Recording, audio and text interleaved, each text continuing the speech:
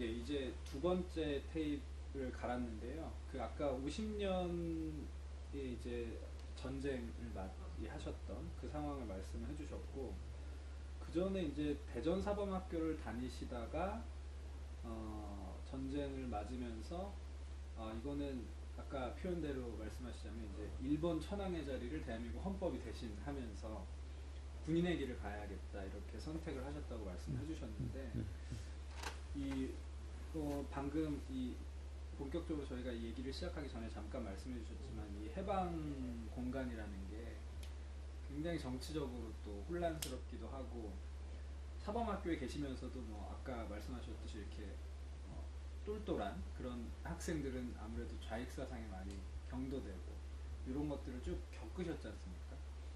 그 시기의 얘기를 좀 더 해주시고 그 다음에 이제 다시 그렇죠. 이어해 주시면 될 것 같습니다. 그래요. 이거 상당히 중요한 건데, 이제 잘못하면 오해를 하기 쉬운데, 똘똘한 학생은 대개 대충 그 작용화된다. 네. 뭐 보통 얘기할 때는 그렇게 얘기하지만은, 그렇다고 해서 똘똘한 친구, 제대로 좀 된 친구가 그렇다는 얘기는 아니고, 네. 비교적 그렇게 속하는 중에서 부분적인 학생들은 그쪽으로 갔다는 얘기죠. 네. 그게 이제 소급해서 가면은, 나라를 상실했을 때의 기대는 이념적인 사상적인 기둥은 조선 사회주의 운동 혹은 민족 운동 이건데, 민족 정신 운동이라는 자체의 논리로 봐서 그게 국제적으로 되는 게 없다 이거지. 있었다면은 이제 중국에서 싹트기 시작한 공산주의, 소위 말하는 진덕수라든가 이런 친구들이 시작해가지고 이유세, 그러고 이제 모택동으로 이어져서 나오지만은 그 무렵에 한국에 뻗쳐나온 그 계열이 이제 그 박헌영 계열이라고 볼 수 있지. 근데 그나마도 해방되면서 소위 그 지하운동 하다가 전부 이북으로 가버렸다 이거 그나마도 말이지. 그래서 한국 내의 독립운동 세력이라는 것이 제대로 이제 그 된 것이 없고 우후죽순격으로 그 퍼진 것이 막 150개 여기에 정당히 나타나고 했던 얘기인데, 학교도 결국은 고등학교다 보니까 지금 고등학교보다는, 지금 고등학교는 지식 일변도 지식을 추구하는 그쪽이지만은 우리가 다닐 때의 고등학교 분위기하면 어떤 점에서 사상적인 쪽, 네. 국가라는 개념, 의식이 그쪽으로 오히려 더 경도가 됐어요. 어떤 점에서 아카데믹한 쪽이라고 그럴까? 뭐 오늘은 이제 그 사이언틱하다면은 그 당시는 그런 쪽. 좀 전체적인 수준이 지금보다 높지 않습니까? 높다는 건 그런 각도에서 높다고 보면 되겠지. 아까 여러 가지 예를 들었지만 그럴 수밖에 없는 환경이다 보니까 그 나이에 비해서는 어른스러운 쪽으로, 그렇지? 사회 참여나 정치 사회 참여 쪽으로 의식이- 자연히 가게 되고, 또 어린 나이지만 리딩하는 쪽으로 갈 수밖에 없는 세대였었다. 네. 워낙 뭐 학교 못 가는 돌이 없었지만 학교를 좀 갔다 하면 그렇게 될 수밖에 없었다 이거지. 그 대표적인 세대가 우리였었다는 얘기인데, 그래가지고 상한학교 가다 보니까 결국은 정신 상태가 일본이라는 나라에서 자랐던 천황이라는 자리가 헌법으로 뺏기고 그쪽으로 확 뺏겼다는 얘기지. 그게 이해가 될는지 몰라도, 다시 말해서 내 생명은 누굴 위해서 가는데, 그게 뭐냐, 나라다 이게 나라. 일본 같으면 그 나라가 천황이었었거든. 근데 해방돼 가지고 난 뭐야 그 헤매다가 보니까 대한민국이라는 것이 나타났다 이거지. 네. 그지? 그게 조국이다 이게야. 오케이. 그렇다면 그 조국을 위해서 난 가야 한다는 얘기가 된다 이거지. 네. 이게 이해가 되면서도 한편으로는 좀 신기한 마음도 드는 신기한 것이- 마음이고 모순적인 것 같지만 네. 그렇지가 않다고 해. 내 스스로가 그랬으니까. 왜 그 이승만 대통령은 아니었던 겁니까?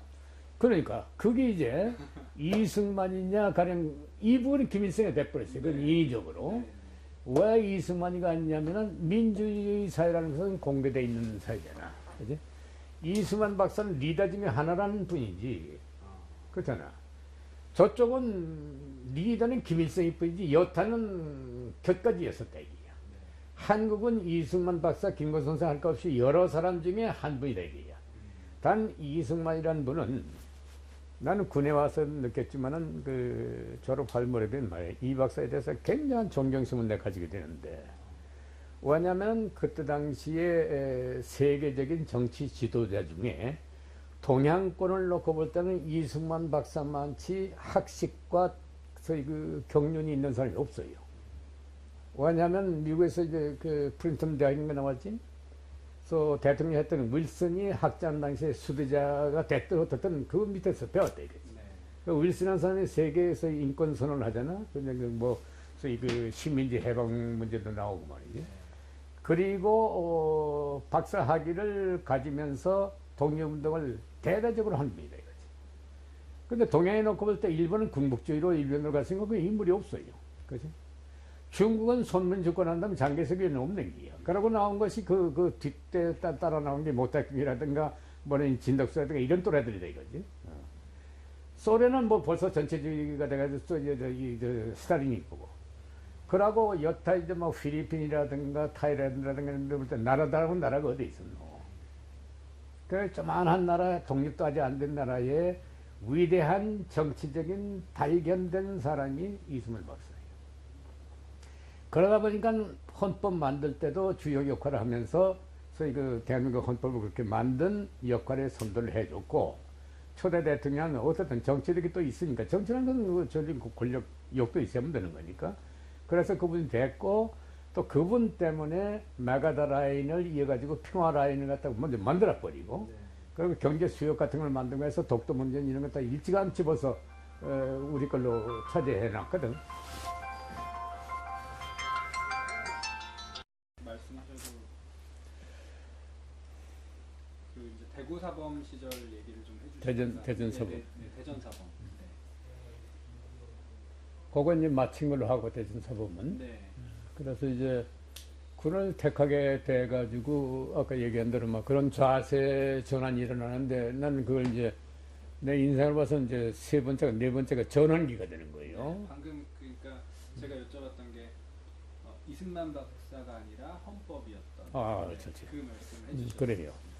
그래서 이제 이 박사라는 분을 갖다 존경하게 된 이유가 바로 아까 얘기한 대로 그런 분이었었는데, 전쟁에 나가지고도 전쟁 지도에 우리나라의 역사에 제대로 물론 기록된 데도 있지만 조금 부족하다고 보는 분위기인데, 내가 이 군사 편찬위원회의 그 자문을 했기 때문에 전쟁 과정에서 그게 상당히 반영은 되고 정리가 잘 돼 있어요. 뭘 의미하는 거 하니 51년도 5월에 들었으면 이미 공산진영에 소련이 앞장서 가지고 피로감을 갖다 회복시켜서 휴전 문제를 끄집어내거든. 휴전 문제를 끄집어내는 그 무렵에 이미 나는 생도신분으로 와 있는 때지만은 그 휴전 회담이 진전이 되면서 전선은 교차 상대에 들어가요. 그걸 진지 전이라고 그러는데, 그 와중에 휴전 회담 진행 중에 대한민국의 입김이라고 그럴까, 대한민국의 위치가 이게 제대로 반영이 돼가질 못해요. 그건 왜냐면 미국이 이제 아이젠하워 대통령이 선거에 당선돼가지고 이제 대통령에 들어서려고 하는 그런 때였었고, 그러고 이제 얼마 있다가 바로 스탈린이 죽어버리거든. 그러고 이제 중국도 이념적인 문제를 봐가지고 이 전선이 길어지니까 소위 중국 본토에서 중공군에 대한 연 30만 명이 후방 지원 대격 굉장히 독착이 된다. 그러니까 결국은 휴전으로 갈 수밖에 없는 그런 흐름이 여건이 되는데, 미국을 위시해서 이 아이크도 이제 그 선거 공약에 한국 전쟁을 종결시키겠다고 그러고, 연방도 무조건 더 해서는 안 된다는 요구가 나오게 되고, 이게 맞아떨어져서 그렇게 됐을 때에 이 박사의 진가가 나왔다는 거예요. 그걸 뭘 의미하는 거니? 만일에 휴전이 된다면은 38선이라는 자체가 우리 본의에서 된 것도 아니고, 아까도 얘기했지만 이제 48년도 5월에 선거에 의해서 이북 소련 세력이 반대해가지고 그어진 선인데, 그래가지고 양쪽의 정부가 들어서고 말았지만은 그 상황에서 전혀 변화가 없는 상태에 있게 되면은 이미 소련하고 이북은 군 체제가 복귀되고 있는데, 한국군은 미군이 떠나고 나서 유엔군이 떠나고 나면은 피로 상태에 된 한국군만 남아서는 어떻게 우리나라가 살 수 있느냐 이거지. 그래서 여기서 이제 양반이 크게 요구되는 것이 한국군의 증강 플러스 증편 문제예요. 그 10개 사단에서 20개 사단을 요구하게 되고, 그리고 동시에 한국 경제 부흥을 위한 경제 원조를 요구해요. 근데 그런 과정에서 미국의 반응이 그렇게 썩 좋지 않아서 문제거리가 되는 휴전회담 질질 끌었던 것이 뭐니? 포로 석방 문제.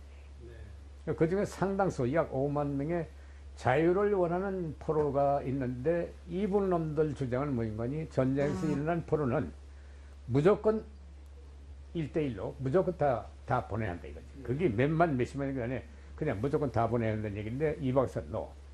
그건 인권에도 반할 뿐더러 있을 수 없다 하는데, 미국에서는 이북의 요구는, 공산주의에서 요구하는 그거 받아주는 쪽으로 간다고. 워낙 자꾸 질질 끄니까 말이지. 그래서 결단한 것이 반공포리 석방이에요. 그런데 이건 상당한 그 정치적인 그 뭐라 그럴까 쇼이면서 거래예요. 이승만 박사 같은 그런 식근이 없으면 절대 못하는 일이에요, 저기.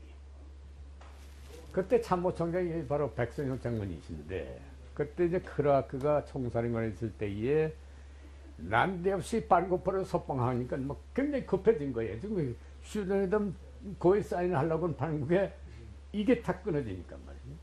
그래서 전화백 50분 뭐냐 이렇게 되니까, 그 밤중에 전화 왔는데 이 밤중에 이러던 거니까 이 양반들 뭐라고 그러는, 자기도 몰랐는데 육군 총장이지만 그 청와대 그때 경무대님은 경무대에 전화를 해요. 수십 번 들어서 내가 들은 것 같은 얘기를 하지만 미안하지만은, 그래서 전화하는데 비서관이 그때 누군던가, 너 지금 각하 주무시니까 못 깨운입니다. 이게 못 깨운다. 새벽 그 2시인가 3시인가 그러니까 무슨 소리야, 국가운명이 좌우하는데 깨워. 그래서 그 비서관이 놀래가지고 깨운 거라. 그래서 저는 나야 왜 그러나, 각하 지금 이 크라크가 난리가 났습니다. 이게 뭐 휴전 문제도 뭐죠. 그래서 뭐라고 답변 드릴까요? 자기 예상하기는 자네가 했다고 해라고 나올 걸로 난 자기는 기대하고 온 거예요. 책임자가 지걸 생각하고, 군이 이제 그 육군의 총책이니까. 그랬더니 그래, 나도 예상했어. 그 내가 했다고 그래. 내가 지시했다고 해. 내일 내가 그 사람 불러서 얘기할 테니까. 그리고 전화 딱 끊더래요. 그래서 크라크한테 아마 내일 당신이 경무대에 갈 거다. 연락 올 거다. 그 이상 나 얘기 못하겠다. 딱 끊어버려. 경무대에 가서 들어보니까 너희 피 흘려주고 우리 도와준 건 좋지만은 앞으로 보장이 없지 않느냐. 이 나라의 대통령? 이래가지고 내가 대통령 어떻게 하느냐. 너희 왜 와서 싸웠느냐.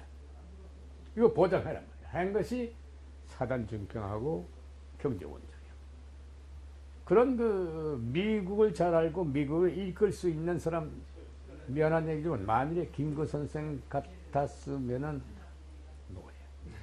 아시겠어? 그 좋다 나쁘가 아니라 그러한 그 소위 그 세계적인 안목과 리더십이 작용했기 때문에 됐던 얘기예요. 그러니까 전쟁 동안에도 정보를 잘못하고 첫날 27일 대구까지 갔다가 허둥허둥 뭐 대전까지 오고 뭐 도망가느니 뭐냐 한다고 그러면 평생 내가 이마치 실수한 게 처음이다고 땅을 치면서 그 부인이 하던 징계 바로 그 얘기인데. 네. 그러니까 그 이후에는 뭐 일반 전선이 안 다닌 데 없이 돌아다니고 이렇게 했는데, 그때 같이 70이 넘은 분인데, 그때 70은 내 나이에 비하면 훨씬 젊은 때지만은, 네. 그때로 봐서는 상노인이잖아. 그지?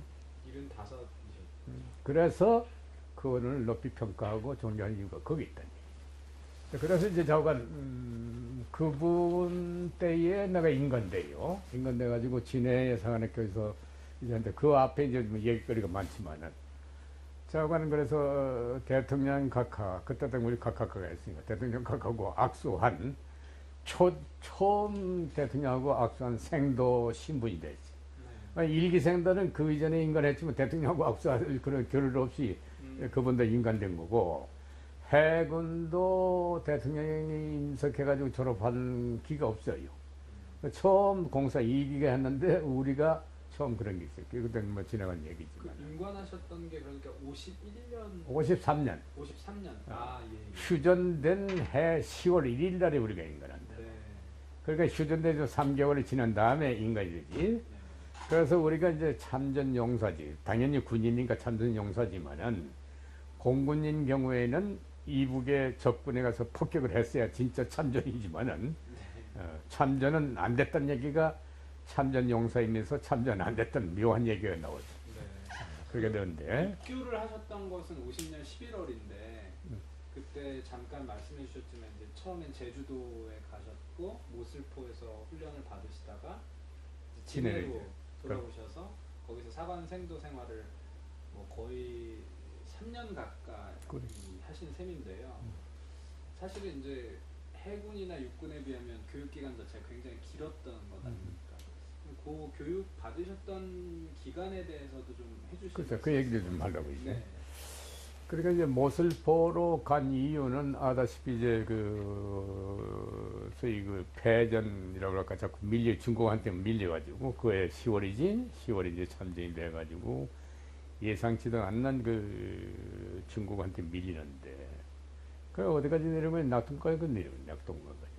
근데 그 오간에 우리가 이제 피난 가가지고 대구에서 모여가지고 부산 가셔서 진해로 간다. 진해로 그냥 부산으로 가가지고 모슬포로 갔단 말이야. 모슬포로 가가지고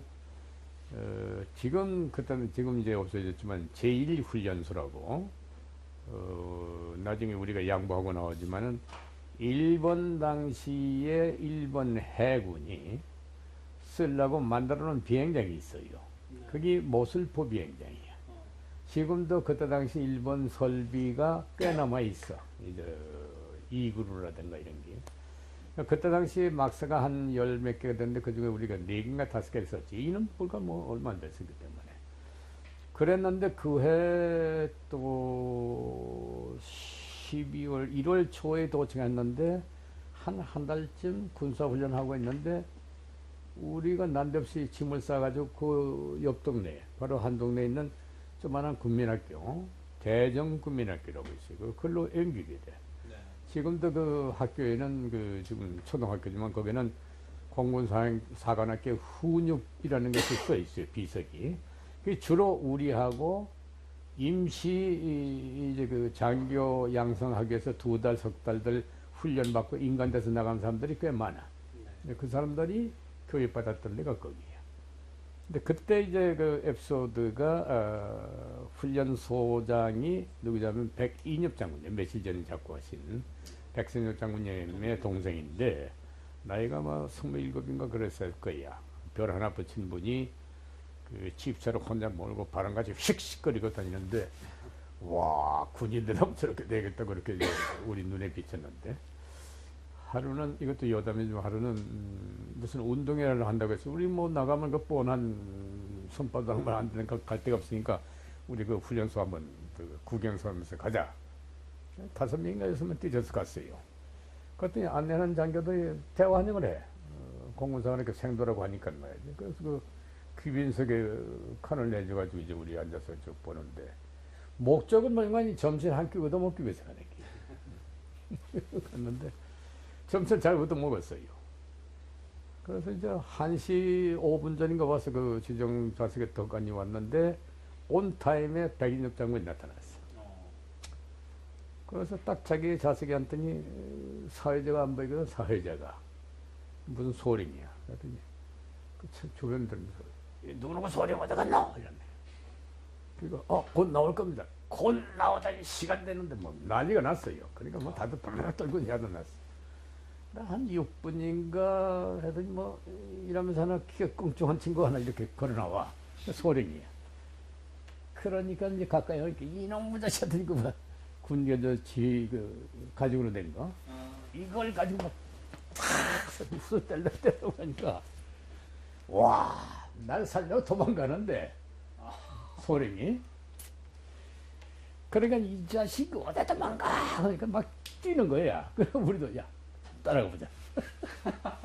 소령이 앞장서고 완수같이 5명 생각하고 지금도 생각 참 웃기지. 근데 어디가 이 친구가 그거 가다가 막사에 있는 옆에 화장실 있는데 화장실 있더라고요. 화장실에서 물을 탁 갈았어. 그막 물을 때문에 이런 자식 안 나와 하니까 말이 걸자기야. 나가긴 왜 나갑니까? 안 나가면 어떡할게요? 안 나가면 제가 죽는데요. 그러니까 그렇지, 너 나오면 죽지. 그래서 안 나갑니다. 허허허, 알았어 하더니 그냥 휙 돌아가요. 그러더니 가는 걸 아니까 문 열고 하더니 톡톡 털더니 말이야, 가셨지? 알았어. 그럼 또 와요. 근데 이 양반 와서 우리도 따로 나올 수밖에. 안 났는데 사령관 안고. 이제 오니까 한 15분 정도 지났지, 내가 보니까. 아무 소리 없이 그냥 진행하는 거예요. 예, 아무 일도 없었. 아무 일 없는 거지. 그때 내가, 그래, 이게 군대 상태다. 이게 또 지휘관과 부하의 신뢰갑니다. 거긴 진담과 농담이 섞여 있지만 그만치 신뢰성이 있는 거예요. 잘못했습니다. 알았습니다. 이게 된 거고, 알았으면 됐다는 얘기고. 그러고 뭐 그거 가지고 군소리 할 거 뭐 있어. 그냥 진행하면 되니까 말이죠. 그래서 그런 인상을 가지고 역시 육군은 육군다운 데가 있구나 하는 것을 생것을 또 배웠어요. 당시 그 백인엽 장군 같은 분은 이제 그 훈련 소장이셨다고 했는데 그 이전에 이미 이제 4.3 이후에 그 제주도 상황들이 정리되는 과정에서 훈련 소각의 중요한 역할을 하지 않습니까? 아니야. 그건 4.3 사건은 훨씬 전 얘기였지. 48년 4.3 이후에 지금 말씀하신 시기가 이제 50년 11월인데 그렇죠. 어느 정도 정리는 된 상태인데 물론이지. 정리는 돼 있지만은 네. 후유증은 그대로 잠복돼 네, 있었어요. 네, 네. 그러니까 이 육군 훈련소가 오고 이런 저희 육지에서 엄청난 사람이 와서 네. 제주도 인구보다 훨씬 많아지거든. 예. 그런데 내가 느낌이 그때 당시에 왜 이런 느낌이 있는지 난 전혀 몰랐고 또 4.3 사태라는 게 배경도 모르고 네. 그래서 지금 얘기할 때 내가 외출을 나가보면은 왜 외출 나가는 거니 목적은 고구마 사 먹든가 좁쌀밥을 사 먹든가 그것 때문에 나가는 거예요. 네.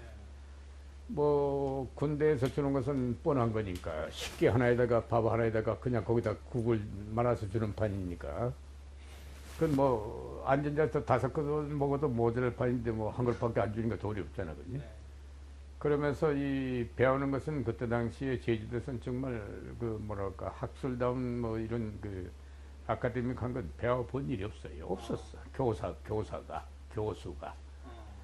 피난 상태니까 전부 질이 멸렬 흩어진 상태니까.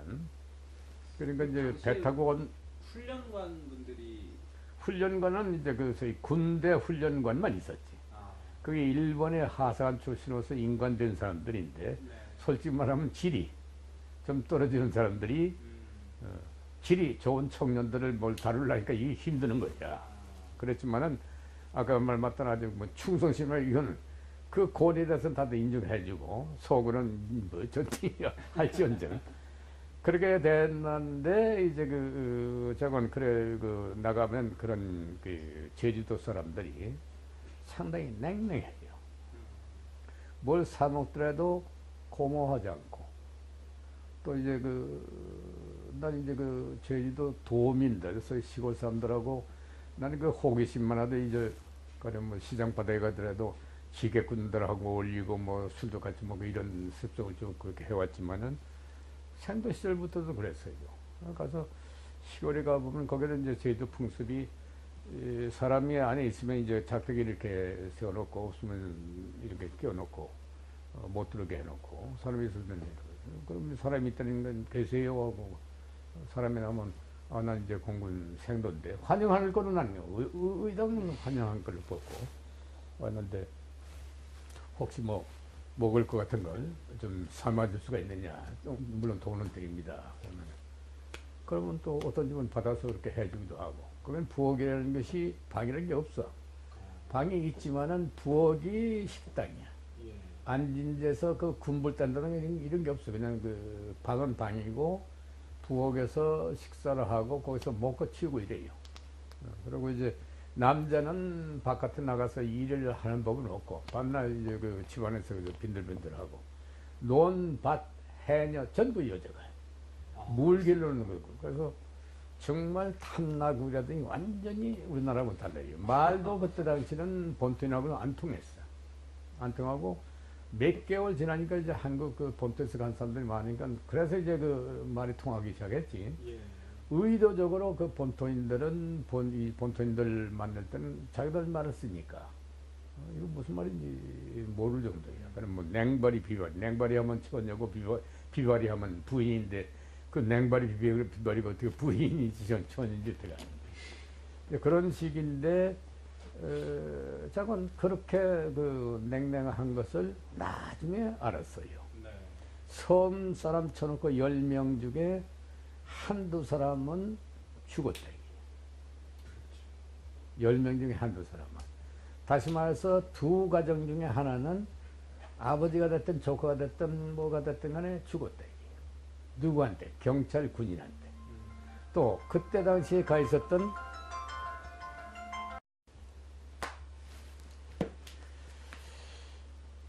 또 잊어먹었네. 제주 얘기를 하고 계셨습니다. 응? 제주 얘기를.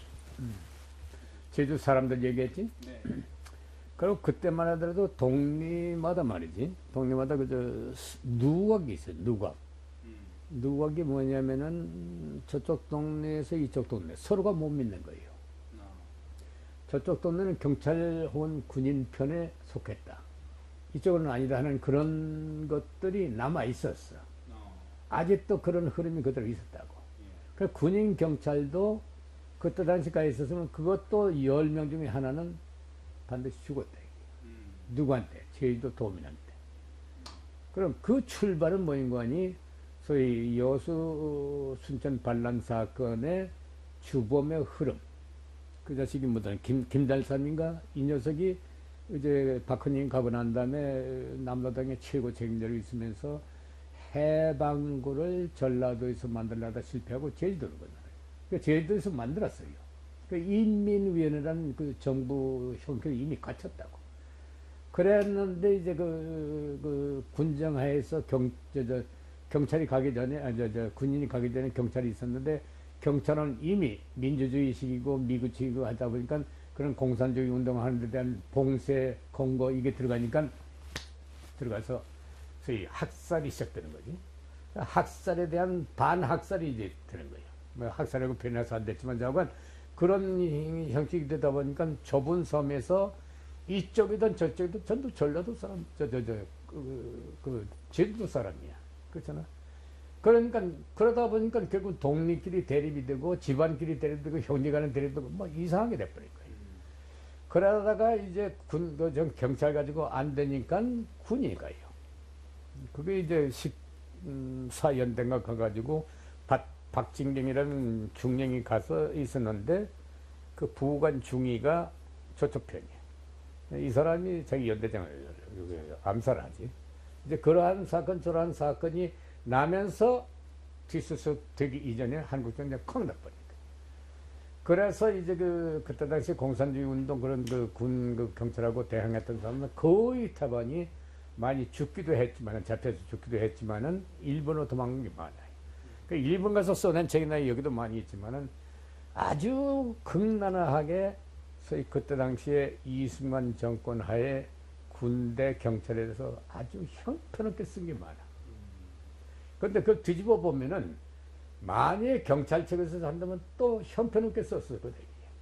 근데 지금 이제 기정관이 되고 난 다음에 나가자 거기는 안 가봤지만은 지금 역사 바로 세우려고 해가지고 그때 당시에 경찰 군대는 완전히 덮어 없애버리고 저쪽을 갖다 크로스 하다 보니까 문제가 크게 생겨버린 거예요. 그게 여러 가지 문제가 아직도 돼 있는데 그래서 우리나라 역사의 공간이라는 것이 참 한심스럽게도 수습하려면 아직도 멀었다. 네. 그래서 이걸 관용적인 차원에서 가려면은 가령 이래서 중국이 장개석이가 이제 대만에 쫓겨가면서도 모택동이가 이제 국부군을 갖다가 처벌 안 하고 이제 대만을 보내준 거. 또 장개석이가 일본하고 이렇게 항일전쟁 그렇게 오래 했으면서도 일본이 패망했을 때 일본 군인 혹은 가져갈 때 하나도 안 다치고 아무 보상도 안 받고 전부 그냥 깨끗이 보내준 거. 이러한 대정치가 결단이 있었는데 그런 점을 볼 때 대국인다운 모택동이라든가 이 장개석은 대단한 사람이라고 난 봐요. 근데 소련은 어떻게 했나? 소련은 일본 만주에 있던 일본의 관동군을 모조리 잡아다가 시베리아 다 보냈잖아요. 10 내지 11년 동안 완전히 그 중노동 시켜서 굶어 죽이고 뭐 이랬다 이게야. 그러니까 공산주의라는 것은 인간을 하나의 도구로 보지 인간을 안 본다. 그런데 중국에 못했던 초기는 저건 민족주의 운동 차원에서 봤기 때문에 자기들하고 싸웠지만 인도적이면서 보내는 쪽에 찬성을 했고, 그 장개석이는 그렇게 소위 대인다운 그렇게 했는데 주인 내친 잘못해가지고 쏙 빠져가지고 그래서 이제 망하고 쫓겨났지만 말이죠. 대한민국은 전쟁이 나면서 이게 공산주의 김일성이다 보니까 저는 악한스러운 대립이 되고 말한 거예요. 만일에 정말 그 공산주의라도 민족주의적인 호진명 같은 그런 스타일의 군대였었으면은 이러한 비참한 전쟁이 안 되지. 그건 우리 입장에서 민주주의니까 해서 우리 쪽을 갖다가 높이 평가하는 게 아니라 세계 인류의 철학이 인간의 그 가치가 민주주의적인 데 중점을 두고 인권이 보장됐지 전체주의 사회주의에서 인권이라는 것은 있을 수 없었죠. 그래서 내가 그런 얘기를 자신 있게 얘기하는 건데. 제주에 그러면 훈련 받으셨던 제주에서 머무셨던 기간은 어느 정도? 3개월 반 정도. 네. 그러면 50년 11월에 입교하신 다음에 제주에서 나오실 때 시점은 51년 4월 중순기. 네. 그래서 이제 진해로 와요. 네. 진해로 오는데 이게 또 걸작이 말이야.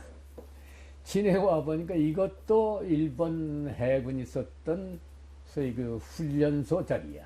네. 막사가. 그 제주도 가서 또 그 일본 해군이 썼던 데서 똑같이 가서 보니까 이건 뭐 건물만 덩그러하게 돼 있지 뭐 그 길도 지다는 데 있고 연병장도 막 돌덩어리고 풀이 막 잡지가 무성하고 이래서 가가지고는 완전히 노동이야. 아침에 일어나서부터 저녁까지. 근데 한 가지 좋은 것은 그때 이제 교수진이 확보돼요. 교수진이 확보돼서 그런 극렬스러운 작업도 했지만은 요즘 그 청년들 그거 하라고 하면 다들 도망갔을 거예요. 네. 그런데 우리는 뭐니 우리 학교고 우리가 이거 해지 할 놈이 없다 이게야. 그러니까 열심히 했다고 땀을 흘려가면서 다쳐가면서 말이지. 네. 그러고 이제 그 선생들이 우수한 선생, 그러니까 이제 부산을 중심으로 해가지고 피난 온 사람 중에서 박수름 씨라든가 뭐 김도태 선생이라든가 이모라든가 이런 분들은 다들 잊어먹었지만은 또 이제 제주도에서 훈련받고 나간 그래서 이제 그 대학원 출신들의 인간된 소위 교관으로서의 군인 이분들이 이제 사관학교 진영에 들어와가지고 그 단기간 동안에 아주 착실하게 공부를 했어요. 공군 출신의 선배분들이 교관으로 오셨다는 말씀이시죠? 선배가 아니라 사회 선배들. 사회에. 일기생이 아니라 우리 선배는 뭐 일기생밖에 없으니까 그 사람들이 뭐 교관이 이건 아니고 그런 그 군으로 이제 들어와 가지고 단기간 훈련 받아서 인간된 사람. 네. 근데 그 사람들은 소위가 아니라 어떤 사람 소위도 있지만 중이 아니면 뭐 소령, 어떤 사람 중령 계급 받아가지고 가서 교수부장도 되고 무슨 어디 뭐 학과장도 되고 이런 철학 박사들부터 뭐 교수 이런 분들. 근데 그러다 보니까 정리된 역사관, 정리된 막 국가관 이런 게 형성되기 시작했지. 네. 이제 우리가 이제 성장해온 그런 바탕의 과거의 배경이 기초가 돼가지고 우수한 교수들. 그리고 이제 마침 또 이 진해에 해군사관학교가 있었기 때문에 해군사관의 교수들도 교대교대로. 그래서 이름은 내가 다 기억을 못하지만 우수한 자원들의 교수들이 와서 참 열심히들 훈도를 해줬어요. 네. 그래서 당시에 그러면 공군사관학교 교장은 누구셨어요? 교장은 이제 초대 교장은 김창규 장군, 지금도 생존하고 계셔. 요 가까이 계십니다. 그분이 그 행정참모부장으로 있으면서 교장을 했고. 사실 저희가 최근에 저 말고 다른 선배분께서 인터뷰를 했었어요. 김창규 총장하고. 그분하고 했으면 잘한 건데 그분은 이제 하나의 결함이 결격이라고 아까 하는 것이 조종사관이에요. 또 하나는 일본 사관학교 출신이고 일본 사관학교 출신이니까 공무원으로 봐서는 학력으로 봐서는 탑에 속하지만은 김정열 장군이나 이제 그 김창규 장군 이런 분들은 속하지만은 소위 일본 군대 순수한 교육을 받은 분들이에요. 근데 그랬는데 이분은 이제 그 와가지고 이화여고에 선생을 하다가 들어왔으니까 그러니까 상당히 순화되고 또 이제 뭐야 저 경기고등학교 출신이지. 근데 당시는 이분들은 나라를 잃기 이전에 태어난 사람들이니까 네. 그러니까 이제 국가 의식도 있던 분들이고 하기 때문에 질적으로 봐서는 좋았지만은 공권으로 봐서는 화이트가 아닌 조종을 안 했기 때문에 이제 그런 점으로 봐서는 조금 이제 그 후배들이 총장 돼 나가는 과정에서 혹은 일부 후배들은 평가를 덜하는 사람인데 나는 안 그래요. 군은 이제 기술군이기 때문에 당연히 우대를 받아야만 되지만은 이 해군은 조금 들어가는데 공군은 특히 공과 행정 능력을 혼동해 버렸어요. 공을 세운다면 이제 출교 개수가 많아지고 이렇게 되면 아, 거기에 따라서 이제 계급이 올라가지. 예. 계급이 올라가면 그 직위를 그 계급에 맞춰 줘버렸다. 가령 교장을 했다. 자격으로 봐서는 안 되는 사람이 계급이 있으니까 됐다는 얘기지. 그와 마찬가지로 계급과 훈격이 직위까지 갔기 때문에 그래서 군 자체의 알찬 그러한 그 정의된 모양으로 발전은 못 해왔다고 그 정도로 내 얘기예요. 무슨 말씀이신지 충분히 그래서 알 것 같습니다. 그래서 그럼 당시에 그 일기 선배분들은 어떤 상황이셨습니까? 그분들은 우리 이기하고 조금 달라요. 이기들은 솔직히 말해서 전쟁이 났기 때문에 올 때 갈 때 없어서 갈 때는 군대밖에 없다 하는 전제가 없다. 오케이? 그런데 우수한 자원이 온다 이게야. 그러니까 왜냐면 나도 대전서 봤지만 327명인가 응시했는데 10명이 됐거든. 서울서 70명이 됐는데 내려 얼마더라? 한 1,몇백 명인 것 같아. 1,몇백 명? 사인스 내기지? 아니 그게 아니 70명이니까 700명인가 800명 같아. 네. 근데 그러니까 자원을 봐서는 우수하다 이거지. 단지 그런 환경 때문에 그런데 그건 도리가 없는 게 아까 말 많잖아. 그 집까지 갈 데가 없는데 어떻게 할 거야.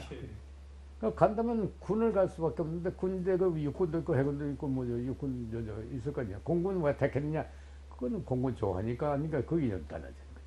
근데 일기생들은 뭐니 그건 아니야. 그때는 사람이 처음 생기고 호기심 반, 그치? 그때는 또 육군 항공사가 낼 거니까. 네. 독립되기 전이고. 그래서 뭐 말하기는 못하지만은 질적으로 볼 때에 그런 차이가 나고 또 교육도 이제 1년 남짓밖에 못했고 우리는 만 3년을 했지만은 네.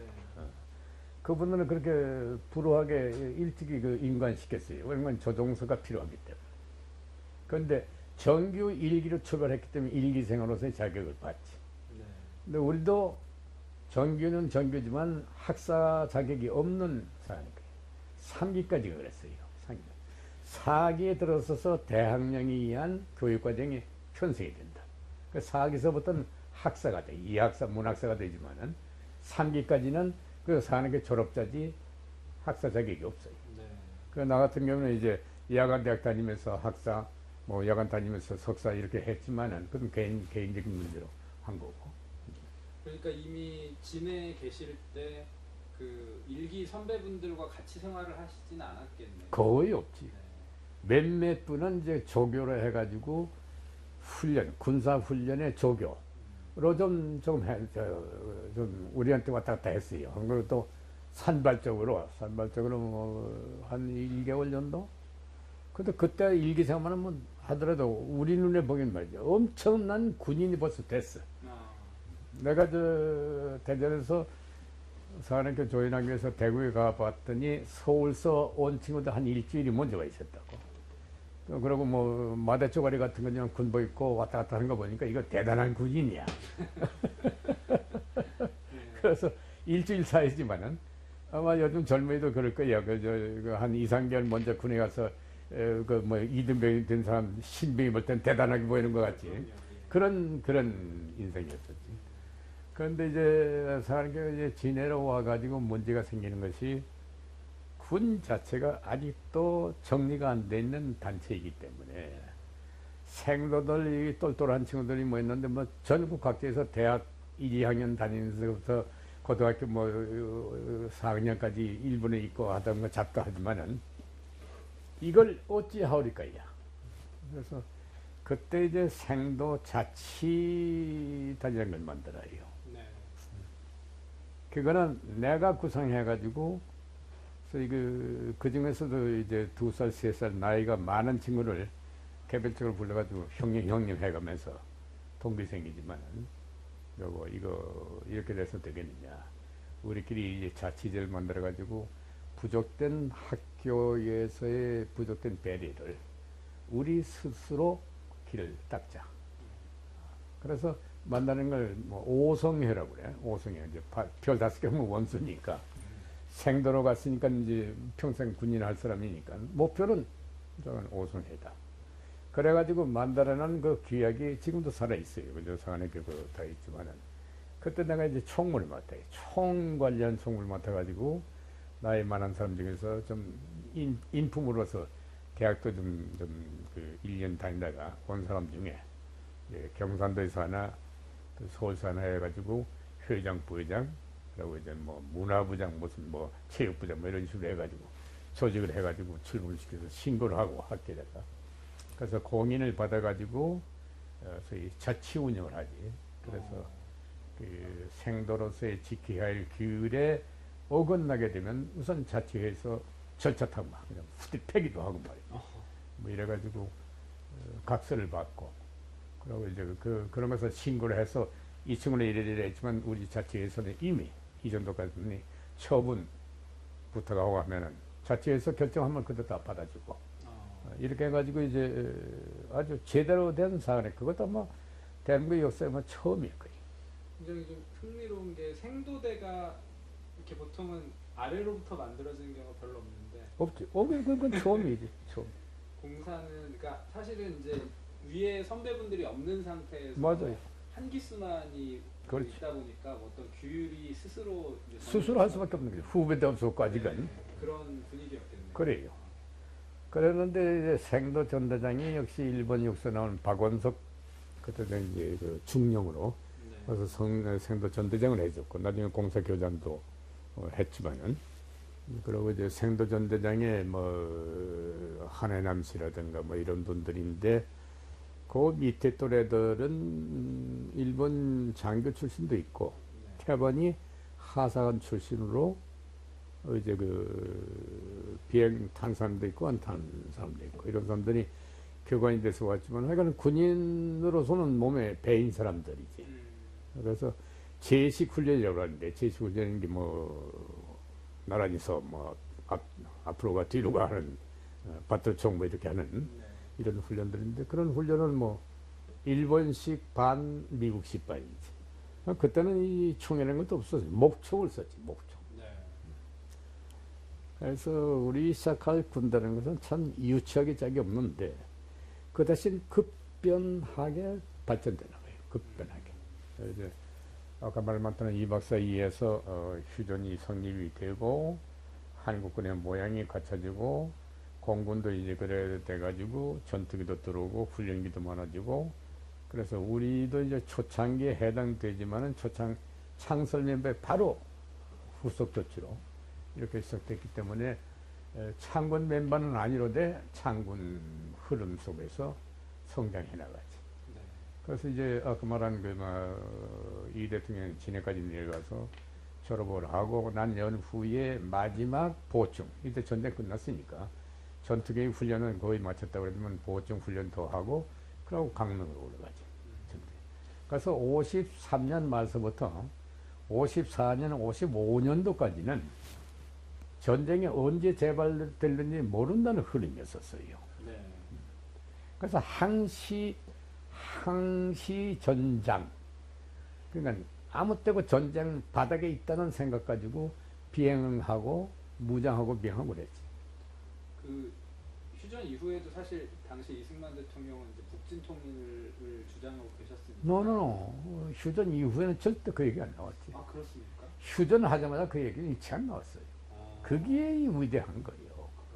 휴전 되기 전까지는 네. 늘 그런 식으로 한다면 우리 단독 북진한다고 그랬다. 아, 단독 북진 무슨 놈 개목돼가지고 단독 북진하나? 참 그건 있을 수 없는 얘기죠. 네. 알겠어? 근데 또 그랬다 이게야. 그건 뭐냐니 전쟁한 경험이 있으니까 너희 안 도와주면 우리 단독 북진한다고. 그게 정치야. 네. 근데 그게 단독 북진하는 게 북까지 끝까지 가느냐? 올라가면 올라가는 거예요. 그지? 올라가게 되면 자기들 끌려 들어가지 않는가? 네. 그럼 어떻게 돼요? 또 확전되잖아. 안 되니까 알았어 그래. 20개 사단 오케이. 경제원자 오케이. 이렇게 된 거야. 그러니까 이제 그 휴전 딱 되고 난 다음에는 왜 그 단독 북진이라는 얘기 나와? 천만 이제 경제건설도 들어가지. 그 53년에 이제 임관하시고 강릉으로 가셨다고 말씀해 주셨는데 그 전에 이제 일기분들은 이미 전쟁 중에 강릉에서 뭐 조종사로서 출격을 하고 계셨던 상황이고 역시 말씀을 들으면서 느끼는 건데 이제 육해군에 비해서 어떤 면에서 가장 처음으로 긴 교육 기간을 거친 기수가 공사 2기고 사실 해군만 하더라도 이미 뭐 교육 기간 자체가 굉장히 짧은 과정을 거치면서 장교로 계속 임관을 벌써 여러 차례 한 상황 아니겠습니까? 해군도 9기인가부터인가 학사 자격을 가질 거야. 좀 늦, 8기까지도 없을 거야 아마. 그러니까 그전 그 8기까지는 아주 속성으로 쭉쭉쭉 나간 거지. 네. 내가 갔으면 나도 7기 아니면 8기 갔을 거야. 내가 이 어렸을 때는 소년 그 해양 소년단 소속에 있었어. 어렸을 때는. 네. 그래서 그 심하군이 소위 그 섬나라다 보니까 일본 아이들은 주로 바다로 나가는 것이 하나의 목표였었어요. 그때는 공부라는 게 또 없을 때니까 뭐 겨우 이제 공부라는 것이 나타나기 시작되니까. 그래서 그 소년단 활동에서 상당히 두각을 나타냈기 때문에 아마 내가 좀 그 학생의 리더도 하고 그랬을지 몰라도 해방돼가지고 이제 쭉 오면서 전쟁에 나가지고 공군에 들어온 거라. 네. 그래 해군에 가도 파이로트고 공군에 가도 파이로트가 되긴 된 거야. 네. 그 51년 4월에 진해로 가셔서 53년 10월에 임관하실 때까지 한 2년 6개월 과정이 있는데 그럼 그 과정 중에서 주로 이제 뭐 아까 말씀하셨듯이 그래도 체계가 잡힌 어떤 교육을 받으셨고 또 여기서 이제 실제로 비행 훈련은 받지 않으셨습니까? 이 기간 중에. 이제 3차 년도에 들어가가지고 이제 훈련 들어가지. 마지막 연도. 그러니까 아카데미 한 것은 1년 8개월 내지 2년을 받았고. 네. 그러니까 충분치는 못하지만 아까 말한 그런 그 우수한 교관들한테 소위 대학교 이런 것은 방향 제시를 해준다는 거 아니야? 그런 차원으로 봤을 때는 제대로 했다는 얘기야. 과정으로 봐서는 상당히 짧은 기간이었었고.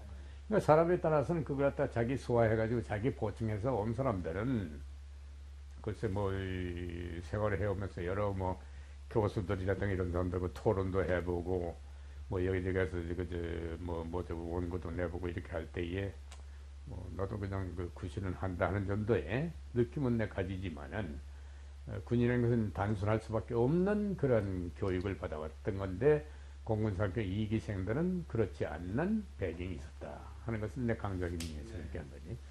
근데 비행훈련에서 이제 강릉을 갔는데 이게 또 문제가 강릉 가보니까 이게 완전히 야전 생활이야. 천막과 이제 그 이구루. 네. 근데 그 이구루라는 게 요즘 말씀하시는 겁니까? 이른바 그 왜 철로 된 그렇지. 맞아요. 둥그런 거. 콘셉트라고 부르는 컨셉트지. 예. 이구루식 그거 이렇게 타입은 이구루지만 컨셉트지. 네. 컨셉트다. 컨셉트 뭐라는 게 이제 천막이야. 네. 그래서 이제 거기서 이제 전투 출격을 하는 거예요. 매일. 전쟁이 끝났지만 한 번 나가는 게 출격이니까. 그 언제 전쟁이 날는지 모르니까 그런 전투 훈련. 일단 올라오면 공준전. 적기 만났을 때 서로 이제 우군 적기가 돼가지고 공준전 훈련, 또 사격장의 사격 훈련, 또 이제 지상군하고의 그 합동 훈련, 이제 약속해가지고 어느 사단 혹은 뭐 연대 대대가 있으면 그 좌표를 받아가지고 온타임에 가서 상경해가지고 가서 포워드 컨트롤이나 이제 우리 공간에서 나가 있으면 서로 확인해가지고 이제 신호등 쏴지면은 연기 있는데 거기서부터 한시 방향 몇 메타에 적 무슨 타겟가 있다. 그 공격하라면 뭐 실제 공격은 아니지만은 그 이제 공격 자세에 들어가서 이제 그 기동 훈련하고 이런 훈련을 계속한 거지 매일. 어. 그 매일 하는데 매일이 그러니까 우리로선 뭐 자연스럽다는 뭐 인간이 비행을 안 하면 소화가 안 될 정도의 그런 비행이야. 매일 하면 되지 2번을. 네. 그게 이제 조종사 기질이라고 하는데 참 희한해. 그러니까 그렇게 고달프고 힘든데 왜 힘든 거 아니? 일단 기동하게 되면은 사람 무게 하나를 완지라고 그래요. 780 다임이라고 그러나 수은주의 기준을 사가 떨어지는 게 1다임이지. 딱 맞아 떨어진다는 건데 그걸 완지라고 하는데 보통이 호지 기동을 해요. 호지 기동이라는 건 자기 몸무게 4배를 안고 기동을 하는 거예요. 그만한 압력을 느끼신다는 거죠. 그래서 여기 이제 그 피가 한쪽으로 몰리면 안 되니까 이 지슈스라고 해서 이제 피를 한쪽으로 몰리지 않도록 하기 위해서 꽉꽉 매는 그 이제 그 자동적으로 기압에 의해서 바람 부풀어지면 이게 꽉 이렇게 조여지는 이런 걸 입고 기동을 하지. 근데 제일 심한 기동은 내 경험은 7지. 7지까지 가는데 50일 같은 것은 9지 정도 들어가면 비행기가 분해해버려. 기체 자체가. 네. 그러니까 7지만 하더라도 잘못하면 비행기 컨트롤이 안 되고 막 그걸 갖다 뭐라는 거니 스핀이라고 그러는데 자세를 이제 그 잘못 잡으면 윙에 의한 양력이 손실이 되면은 그러면 비행이 안 되지. 떨어지지. 떨어지면 이게 돌아요. 그래서 스핀이라고 그래. 컨트롤이 안 되지. 그 리커버리 못하면 죽는 거예요. 그냥 떨어지는 거예요. 근데 누구 쳐놓고 그런 그 스핀 안 당해본 사람이 있어. 전투기 조선 탄 거예요. 그 나 같은 경우도 그것 때문에 몇 번 죽을 고비를 있는 거지. 제일 심했던 것이 그 공군본부의 작전장으로 와가지고 제주도의 그 연대급 훈련인가 뭐 하기 위해서 공군 출동하는 계획을 잡기 위해서 실제 수원에서 비행 타가지고 그때는 비행기가 86대군 세발대구나 세발 몰고 제주도를 가는데 목포상인가 여수상 가지고 바다로 쑥 들어가면서 구름이 상당히 껴요. 한 8부 정도. 그래서 운정 비행이 됐다가 조금 하늘이 조금 보일까, 뭐 바다가 보일까 하다가 스피드 들어간 거예요. 이게 뭐 인간이 그 버티고라고 버티고 그런 뭐 인간이 착각 현상이긴 해. 착각 현상. 밤이 낮에 같이 보이고 낮이 밤에 같이 보이고 하늘이 바다로 보이고 바다가 하늘로 보이고 계기가 내려가는데 올라가는 것이 보이고 올라가는데도 내려가는 것이 보이고 이런 착각이 일어나면은 이건 정말 어려워.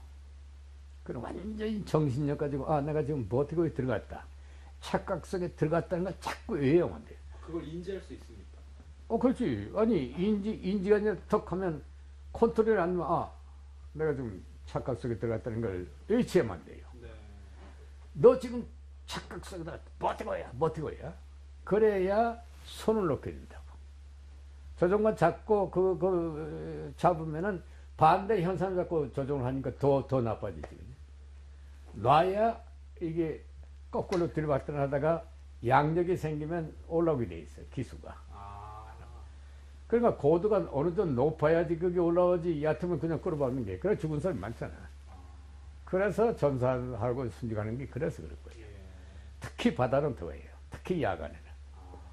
이 조종사들을 당연히 함부로 봐서는 안 돼. 전투기 조종사는 특히 이 민간 조종사라든가 이제 수송기 조종사는 이건 처음부터 계기배인고 계기 가지고 하고 메인 파일럿가 코파일럿가 있으니까 교대계들을 하고 항법사가 따로 있고 하니까 괜찮지만은 전투기는 다 혼자거든. 혼자 뜨고 혼자 컨트롤하니까. 그 초창기 공군 참군 과정에서 중요한 역할을 하셨던 분 중에서도 동해안 상공에서 사고 당하셨던 분 있지 않아요? 몇 사람 되지. 네. 몇 사람 되고 다 영웅이 됐지만은 따지고 보면 막 그것도 얘기할 게 못 돼.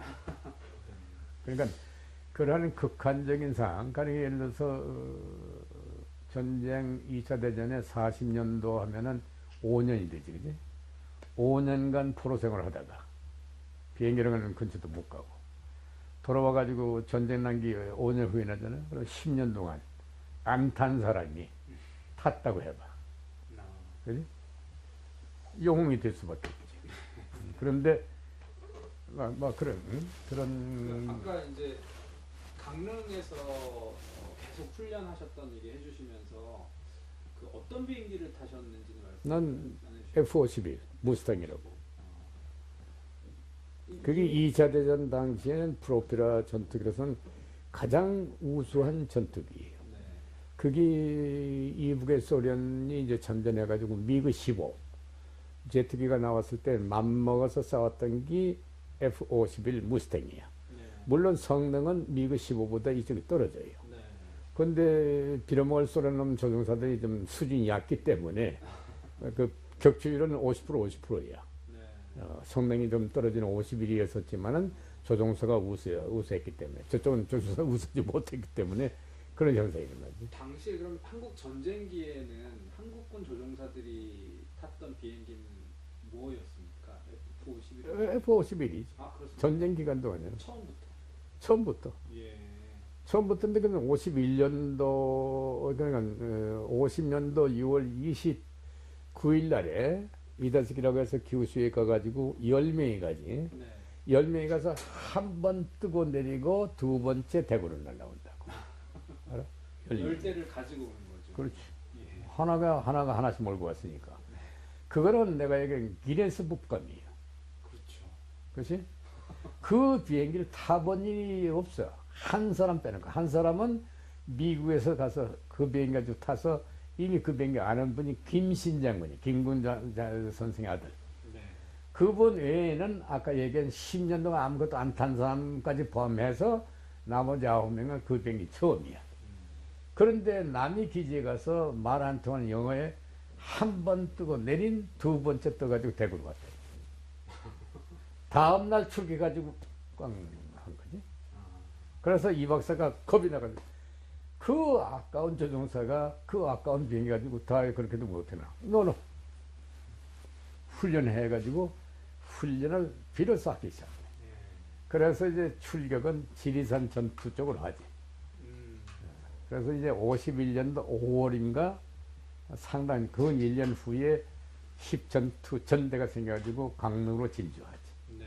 거기서 이제 본격적인 출격이 시작돼가지고 이제 1년 이내에 다들 이제 100개 출격도 나오고 200개 출격도 나오고 우리는 훈련 이제 거의 맞춰가는 단계가 되고 그러다가 이제 53년도 휴전되고 그러고 이제 우리 임관하고 또 보충선해서 강릉 가고 이렇게 되는 거지. 네. 강릉 가서 이제 보니까 이제 콘서트 얘기 나왔잖아.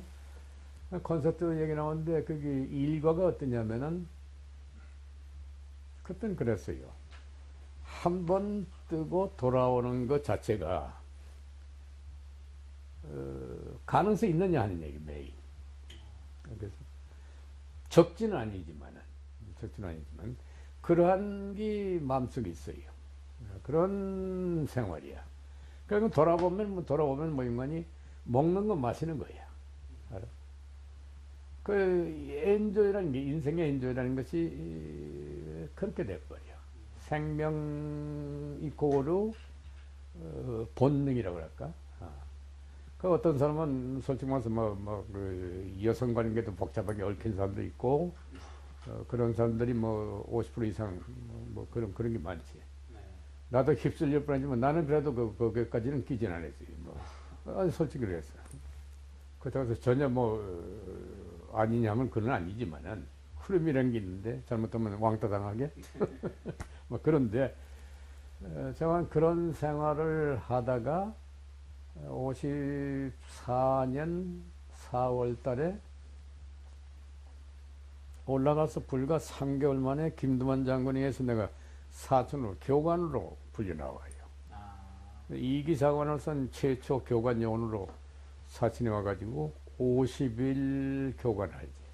네. 무상 교관. F-51 F-51. 그러니까 시간으로 본다든가 뭘로 봐서 교관할 자격은 안 되는데 그러나 그때는 그 정도의 사람밖에 없어요. 네. 그래서 내가 보기에도 충실하게 착실하게 난 했다고. 그럼 저희가 테이프 또 다 돼서 한번 갈고 어떻게 시간이 더